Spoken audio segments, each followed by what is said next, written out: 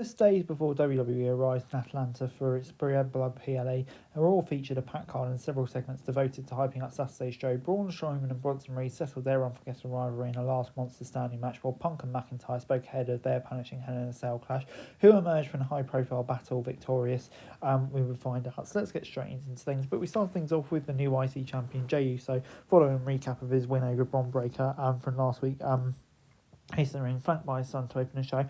Overcome with emotion, he talked about how much his first singles title victory meant to him and the advice his mother gave him ahead of it. Breaker interrupted, but instead of attacking Uso or trash talk, he shook Uso's hand and sent the ring to close out a relatively brief opening segment. But yeah, a nice one as well. Big boy babyface went through, so and yeah, maybe moving Breaker more as a face, who knows. But yeah, I thought it's just a nice opening segment, and that's what you want to see sometimes. So yeah, good stuff.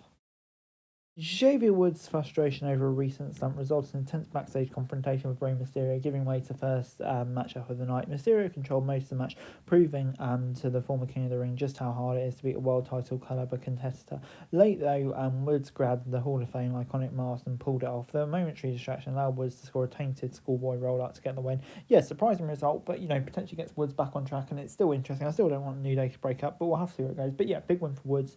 One I didn't see coming, but yeah, I'm still intrigued to see where this all goes in the story too. Lyra Valkyrie battles Zoe Stark in the next match.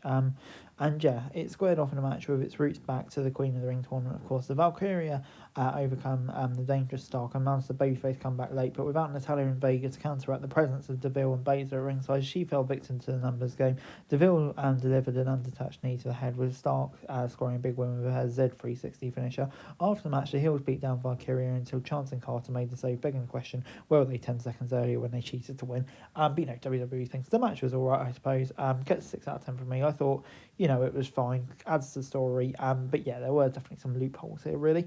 Before it was time for CM Punk and Drew McIntyre to have one last face-off before they square off in Hell in a Cell. Security separated them and teach the steel structure surrounding the squared circle. McIntyre credited his rival for teaching him to hate, while Punk claimed the Scottish Warrior will not be praying to God or the devil at the bad blood, but rather to him. The intense promo ended with the note that the opposition staring each other down with pure hatred in their eyes. I think, yeah, obviously didn't really need to do much to build to it, but I thought the way they did it, the ending, obviously really hyped me up for the match this weekend. So yeah, good stuff. Ahead of a busy Saturday night in Atlanta for the faction, the Judgment Day sought to seek their differences with the LWO as they squared off in a 6-man tag match. A fun match at which WWE excels concluded with the heels picking up the win when Finn Balor capitalised on the distraction from Liv Morgan and Shovelwald from the top rope, allowing McDonough to deliver the devil inside to get the win. Gets 6 out of 10 from me. I think probably went the way we were all expecting it to go, obviously with the interference as well to kind of protect the LWO. Not really going to loaf along on the memory, but I think gave the Judgment Day a win ahead of what could be a tough night for them at the weekend. So yes, 6 out of 10. Back from the break, the Judgment Day had a few words for the Terror Twins. Balor told Damian Priest that either he nor the Judgment Day ever needed him, and Morgan vowed to remain the greatest women's champion ever before Rhea interrupted. Priest attacked from the line, but the numbers game drew too much, and the Judgment Day stood tall to close the segment. More heat building for the heels, who no longer feel like they are predestined to leave Atlanta victorious. This was fine for what it was, but not all the difference from a few weeks ago when heels stood tall over their fallen foes. So yeah, I think kind of leading into pay-per-view, Judgment Day exerting their numbers dominance, really.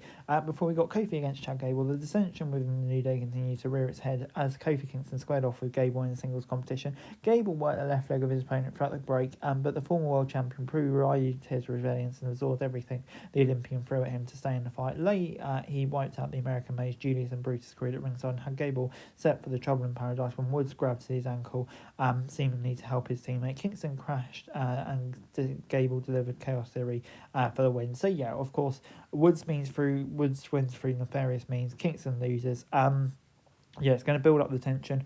I don't know. I'm a fan of the storyline, but I still don't want New Day to break up. So yeah, I'm intrigued to see where it goes. But yeah, I think it is an intriguing storyline brewing now. Before Sami Zayn continued his pursuit of the World Heavyweight Champion by interrupting Gunther's in-ring promo, he stated that his case at the Ring General did, again, not giving Zayn a title shot, as eventually the prospective number 1 contender did what Gunther did during his feud with Damian Priest, made it personal. He brought up the champion's father and how he treated him poorly following his loss to Zayn at WrestleMania 14. That sparked fire in the the Austrian, leading physicality that ended with Gunther standing tall and finally awarding Zayn the title opportunity, which is going to happen next Monday, surprisingly, instead of the pay-per-view.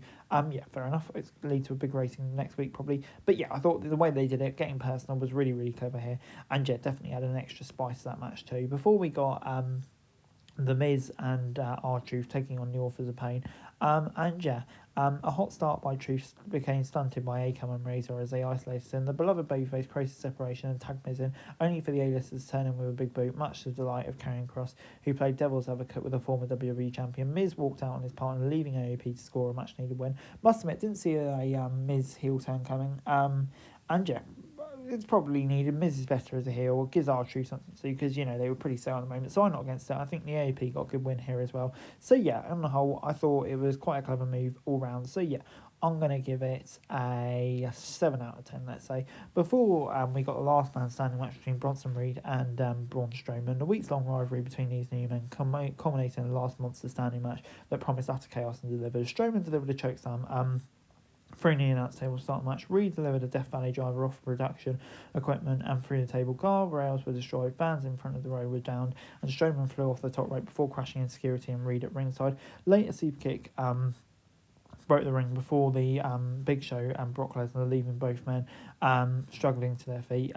From out of nowhere, Seth Rollins made his return, delivered a stomp to Reed to ensure that he didn't answer the count of 10. This gets an 8 out of 10 for me. A brilliant, violent match, and Rollins coming back after what Reed did to him, setting off a major feud incoming as well. I thought it was excellent, and I'm going to leave it an 8 out of 10. And overall, Raw this week gets a 6 out of 10 for me. I thought, yeah, it's probably quite a middling Raw, but I thought that main event kind of really topped it off. Ended the show on a really high note. I thought that was brutal. Obviously, the Punk McIntyre stuff was good, but I think, a lot of build to Bad Blood had already been done. This just kind of put the cherry on top of the cake. Hey guys, that's it for this video. Thanks very much for watching. Remember to like, share, subscribe. Follow us on our socials, link in the description below for daily wrestling news, meme and content. Subscribe to our other channels on screen right now. That'd be greatly appreciated. Thanks very much for watching. Peace out.